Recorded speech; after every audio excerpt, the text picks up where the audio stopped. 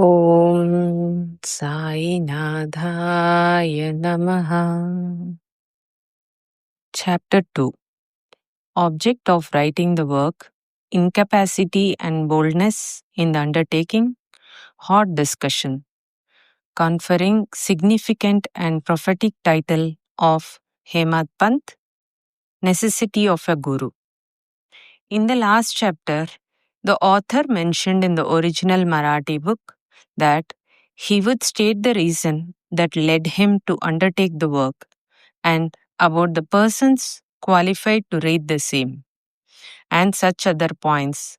Now, in this chapter, he starts to tell the same. Object of writing the work. In the first chapter, I described Sai Baba's miracle of checking and destroying the cholera epidemic by grinding wheat and throwing the flour on the outskirts of the village. I heard other miracles of Sai Baba to my great delight, and this delight burst forth into this poetic work. I also thought that the description of these miracles of Sai Baba would be interesting and instructive to his devotees and would remove their sins. And so I began to write the sacred life and teachings of Sai Baba. The life of the saint is neither logical nor dialectical. It shows us the true and great path. Incapacity and boldness in undertaking the work. Hemadpant thought that he was not a fit person to undertake the work.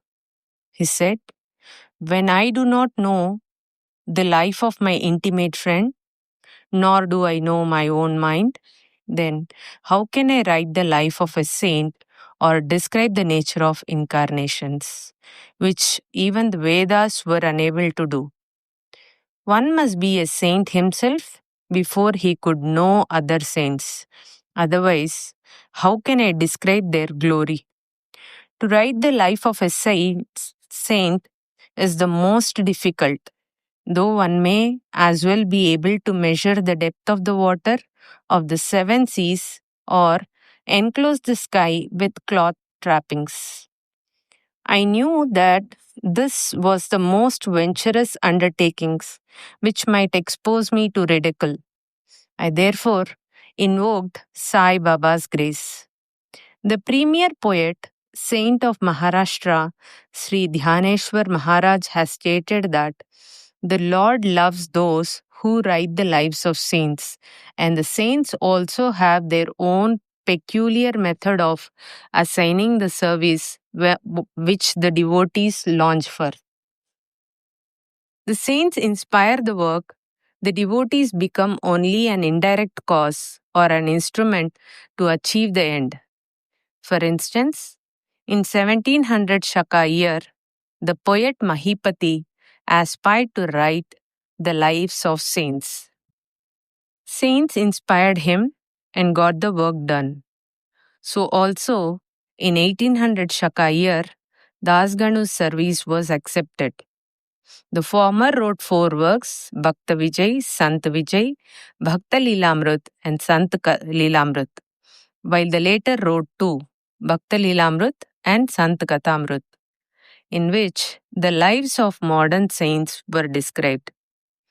In chapter 31, 32, 33 of Bhakta Lilamrut and in chapter 57 of Sant Kathamrut, the life and teachings of Sai Baba are very well depicted. These have been separately published in Sai Leela magazine, numbers 11 and 12, volume 17. The readers are advised to read these chapters. So, also, Sai Baba's wonderful Leelas are described by Mrs. Savitri Bai Raghunath Tendulkar of Bandra in a small book named Sri Sainath Bhajan Mala. Dasganu Maharaj also has composed various sweet poems on Sai Baba. A devotee named Amidas Bhavani Mehta has also published some stories of Sai Baba in Gujarati, some numbers of Sainath Prabha, a magazine published by Dakshina Bhiksha Samstha of Shirdi, are also published. Then the question of objection comes in that while so many works regarding the Sai Baba are extant, why should this be written and where is its necessity? The answer is plain and simple. The life of Sai Baba is as wide and deep as the infinite ocean, and all can dive deep into the same and take out precious gems of knowledge and bhakti and distribute them to the aspiring people. The stories, parables, and teachings of Sai Baba are very wonderful. They will give peace and happiness to the people who are afflicted with sorrows and heavily loaded with miseries of this worldly existence, and also bestow knowledge and wisdom both in worldly and in spiritual domains. If these teachings of Sai Baba, which are as interesting and instructive as the Vedic lore, are listened to and meditated upon, the devotees will get what they launch for, that is, union with Brahma, mastery in eightfold yoga, a bliss of meditation, etc. So, I thought that I should call these stories together.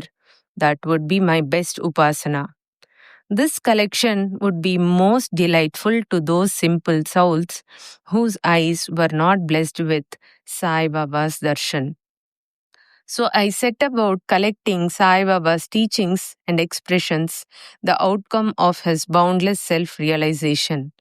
It was Sai Baba who inspired me in this matter.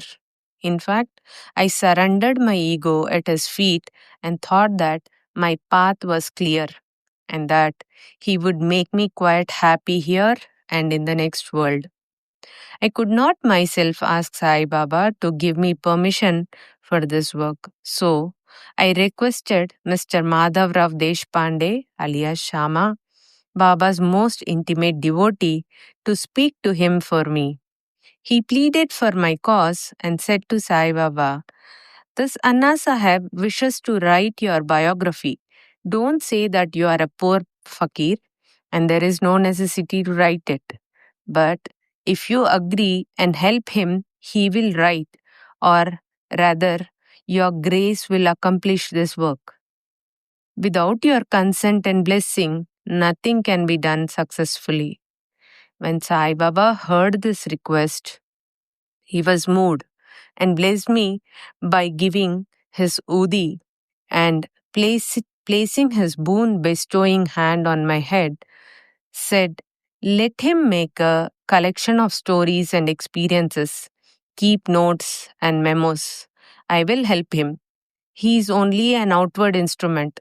I should write my autobiography myself and satisfy the wishes of my devotees.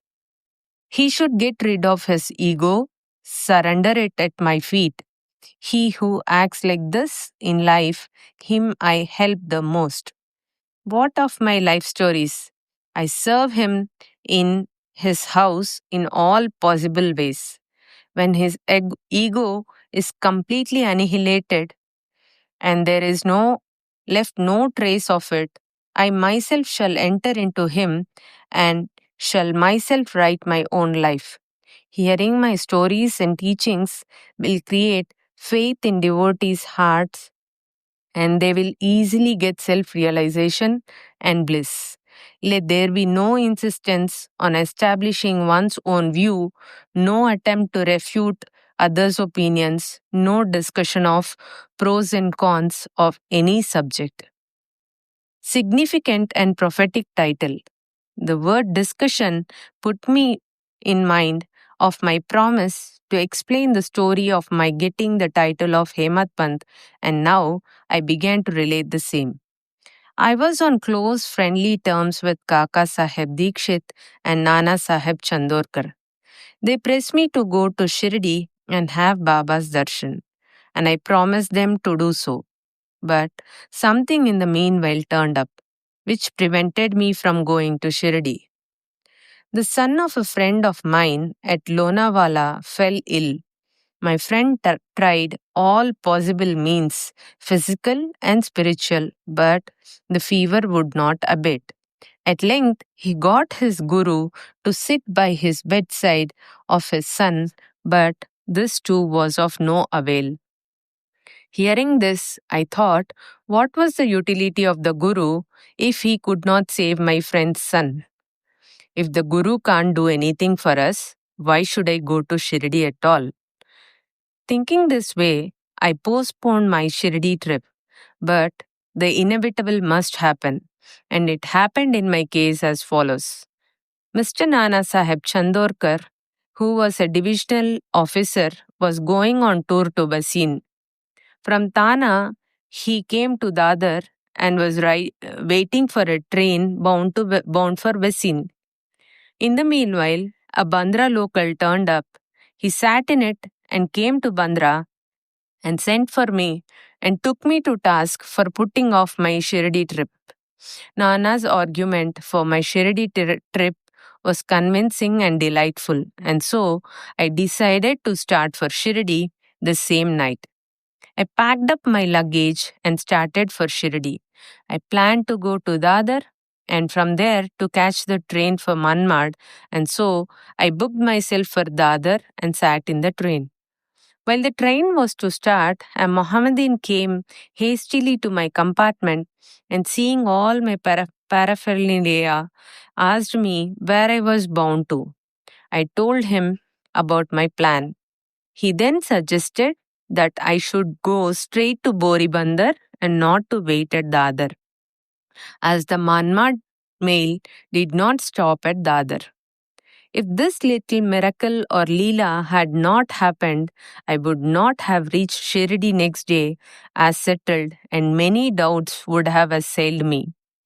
But that was not to be. As fortune favored me, I reached Shirdi the next day before 9 or 10 a.m. Mr. Bau Saheb, Kaka Dikshit, was waiting for me there.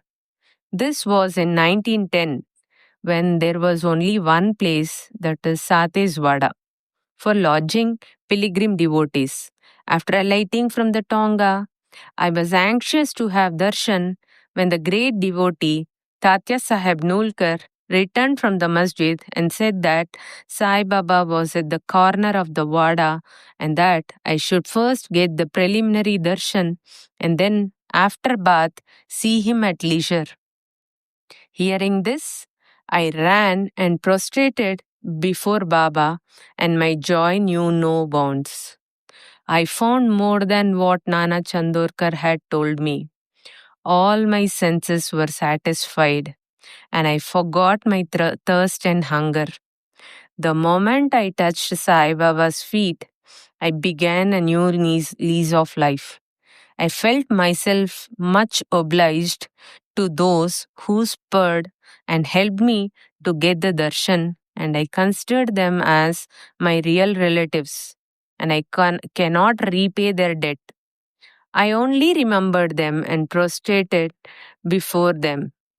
The peculiarity of Sai Baba's darshan, as I found it, is that by his darshan, all our thoughts are changed. The force of previous actions is abated, and gradually non attachment or dispassion towards worldly objects grows up. It is by the merit of actions in many past births that such darshan is got, and if only you see Sai Baba, all the world becomes or assumes the form of Sai Baba. Hot discussion. On the first day of my arrival in Shirdi, there was a discussion between me and Balasaheb Bhate regarding the necessity of a guru. I contended, why should we lose our freedom and submit to others? When we have to do our duty, why a guru is necessary? One must try his best and give him and save himself. What can the guru do to a man who does nothing but sleeps indolently? Thus, I pleaded free will while Mr. Bhate took up the other side, that is destiny, and said, whatever is bound to happen must happen. Even great men have failed. Man proposes one way, but God disposes the other way. Brusha said your cleverness, pride, or egoism won't help you. This discussion, with all its pros and cons, went on for an hour or so, and as usual, no conclusion was arrived at. We had to stop this discussion ultimately as we were exhausted.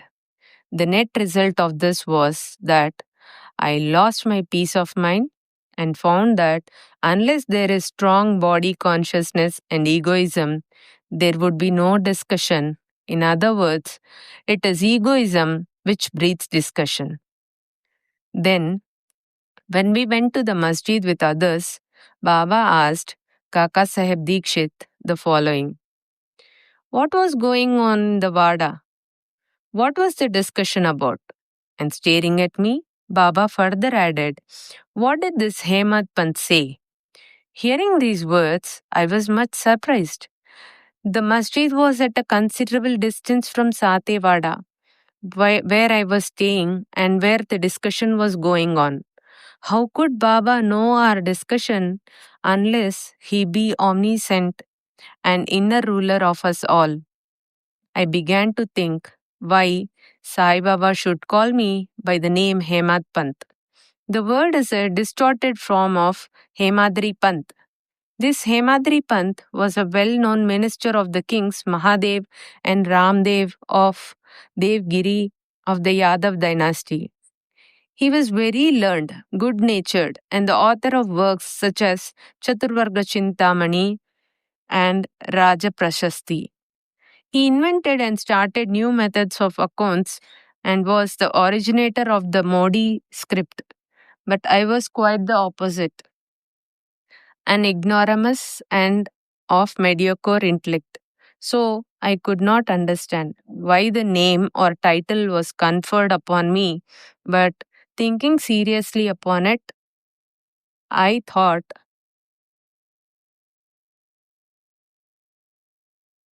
that the title was a dart to destroy my ego so that I should always remain meek and humble. It was also a compliment paid to me for the cleverness in the discussion. Looking into the history, we think that Baba's word calling Mr. Dabolkar by the name Hemad Pant was significant and prophetic, as we find that he looked after the management of Sai Sansthan very intelligently, kept all his accounts nicely, and was also the author of such a good work, Sai Satcharitra, which deals with such important and spiritual subjects as dhyan, bhakti, dispassion, self surrender, and self realization. About the necessity of a guru, Hemad Pant has left no note, no memo about what Baba said regarding this subject. But Kaka Saheb Dikshit has published his notes regarding this matter. Next day, after Hemad Pant's meeting with Sai Baba, Kaka Saheb went to Baba and asked, Baba, where to go? Baba said, high up. Then the man said, Where is the way? Baba said, There are many ways leading there.